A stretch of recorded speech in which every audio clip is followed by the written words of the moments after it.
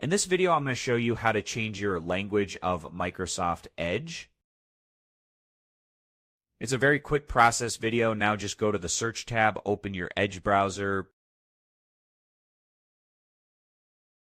As you can see now, and now just go ahead to the three dots located at the top right of the screen. Just scroll down until you find settings. Now go ahead and open that up. And after you have that open, just go to the left, click on languages.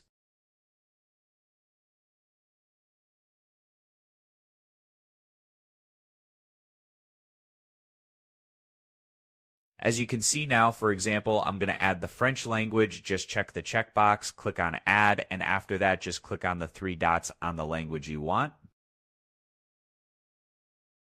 Click on Move to the top. You can do the same to every language you want. Just choose the ones you prefer.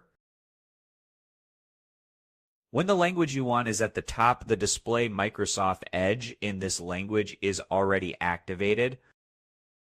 As you can see, if we go to another language, it will say to click on it and display as the main one. But when you go ahead and move it down, you can click on Display Microsoft Edge in this language manually.